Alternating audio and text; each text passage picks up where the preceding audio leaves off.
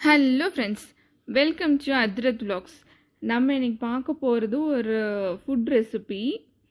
நீங்கள் பார்க்குறப்பே தெரியும், இது வந்து மரவள்ளிக்கிழங்கு இல்லை கப்பக்கிழங்குன்னு சொல்லுவாங்க. இதை வச்சு நான் உங்களுக்கு 4 டிஷ்ஷஸ் வந்து செஞ்சு காமிக்க போகிறேன். மரவள்ளிக்கிழங்கு வாங்கினீங்க அப்படின்னா இந்த மாதிரி தண்ணியில் வந்து போட்டு வச்சுருங்க. உடனே சமைக்கிறதுனா ஓகே, இல்லை அப்படின்னா இந்த மாதிரி ஒரு தண்ணியில் போட்டு வச்சிங்கன்னா தான் அதில் வந்து அந்த நரம்பு ஓடுறது, கசப்பாக மாறுறது, கெட்டு போகிறது அந்த மாதிரியெல்லாம் இல்லாமல் இருக்கும்.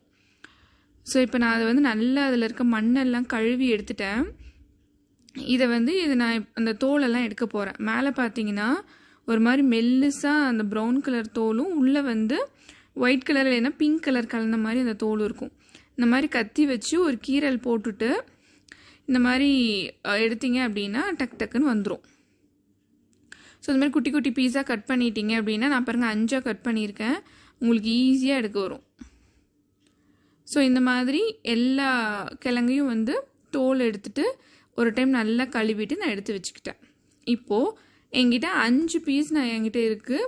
இதை வச்சு உங்களுக்கு நான் 4 விதமான இந்த கப்பக்கிழங்கு இல்லைன்னா மரவள்ளி கிழங்கு, குச்சி கிழங்கு, இந்த மாதிரி டிஷ்ஷஸ்லாம் நான் உங்களுக்கு வந்து செஞ்சு காமிப்பேன். சில பேருக்கு இது ஆல்ரெடி தெரிஞ்சிருக்கும்.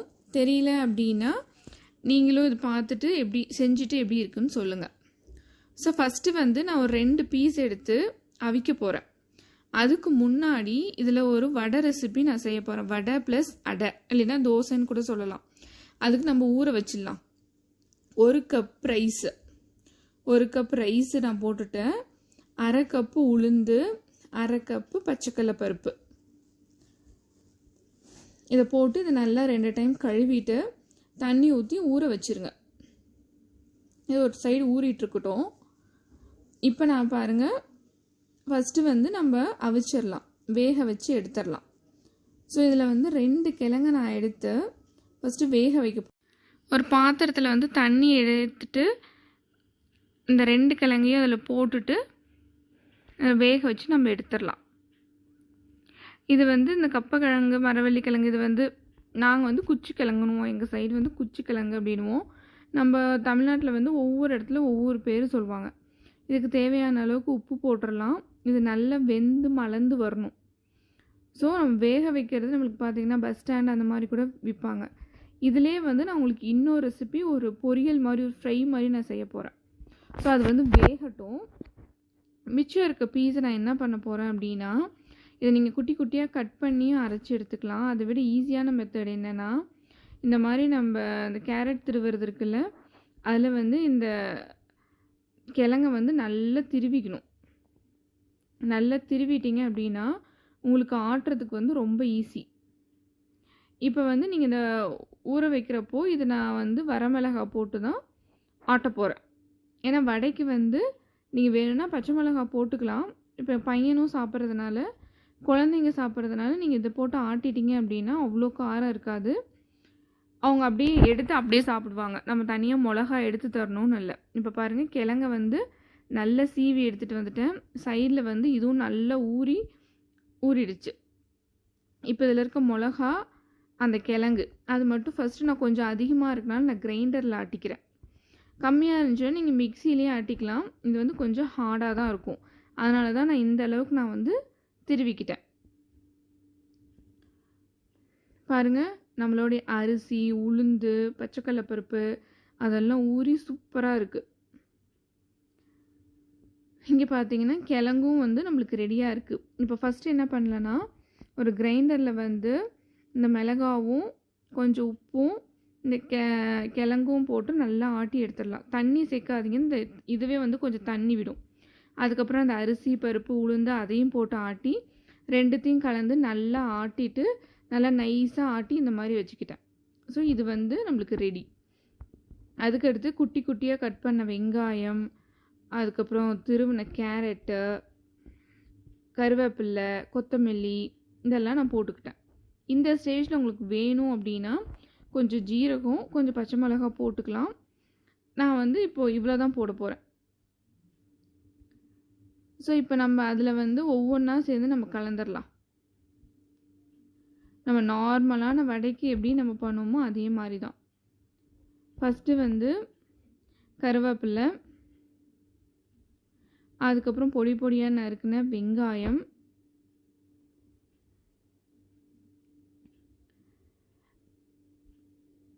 இது வந்து கொஞ்சம் அதிகமாகவே போட்டுக்குங்க, அப்போ தான் வந்து நல்லாயிருக்கும். அதுக்கப்புறம் துருவின கேரட், இது வந்து ஒரு நல்ல கலரும் கொடுக்கும். நம்ம குழந்தைங்க சாப்பிட்றதுனால நம்ம இந்த கேரட்டும் அவங்க வந்து இதில் சாப்பிட்டுவாங்க. அப்புறம் வந்து கொத்தமல்லி, பார்க்கறதுக்கே அவ்வளோ கலர்ஃபுல்லாக இருக்குல்ல. இதுக்கப்புறம் உப்பு செக் பண்ணுங்கள். ஏற்கனவே நம்ம ஆட்டுறப்பையும் உப்பு போட்டு ஆட்டியிருக்கோம்.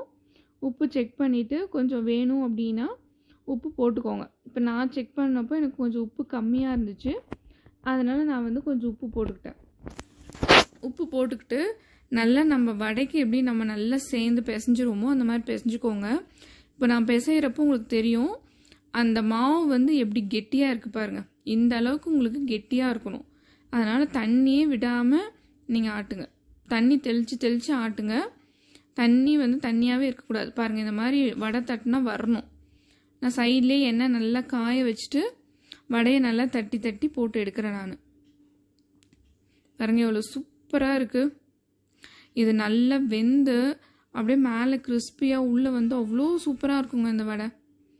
இது வந்து என்னோடய ஃபேவரெட். இது சின்ன வயசில் அம்மாலாம் செஞ்சு தருவாங்க.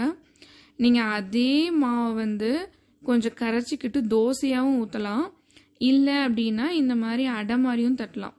நல்ல ஒரு தோசை தவாவில் நல்ல ஒரு பெரிய உருண்டையாக பிடிச்சிக்கிட்டு சிம்மில் வச்சுட்டு கீழே கொஞ்சம் எண்ணெய் தடவிட்டு இந்த மாதிரி தண்ணி தொட்டு தொட்டு நல்லா இந்த மாதிரி அடை மாதிரி தட்டிடுங்க. இல்லை எங்களுக்கு வந்து வடை சுடுறது எங்களுக்கு டைம் இல்லை, இல்லைன்னா ஒரு டைம் இந்த மாதிரி வடை மாதிரி செஞ்சீங்க அப்படின்னா ஒரு டைம் இந்த மாதிரி அடை மாதிரி தட்டிடுங்க. இது வந்து இன்னுமே பண்ணுறதுக்கு ஈஸி. பாருங்கள், நல்ல ஓரளவு ரொம்ப மெலிசாகவும் இல்லாமல் ரொம்ப மொத்தமாகவும் இல்லாமல் கரெக்டாக நான் வந்து அந்த அடை மாதிரி தட்டிட்டேன். இல்லை எங்களுக்கு இந்த அடை மாதிரி பிடிக்காது அப்படின்னா கொஞ்சம் தண்ணி கலந்துட்டு நீங்கள் எப்பயும் போல் தோசை மாதிரி ஊற்றிக்கலாம். இதுக்கு சுற்றி வந்து கொஞ்சம் நல்லா எண்ணெய் விட்டுருங்க. இது வந்து ஆனால் கொஞ்சம் வேகட்டும். அதனால் மீடியம் ஃப்ளேமில் வச்சு நம்ம நல்லா 2 சைடும் நல்லா செவக்க விட்டு நல்லா கிறிஸ்பியாக வர அளவுக்கு நம்ம எடுக்க போகிறோம். இந்த மாதிரி செஞ்சோம் அப்படின்னா நீங்கள் 2 அடை சாப்பிட்டீங்கன்னா போதுங்க. வயிறு வந்து அவ்வளோ ஃபில்லிங்காக இருக்கும். உங்களுக்கு எல்லாமே தெரியும், இந்த மரவள்ளி கிழங்கு வந்து நல்ல ஸ்டார்ச் மாவு சத்து உள்ளது.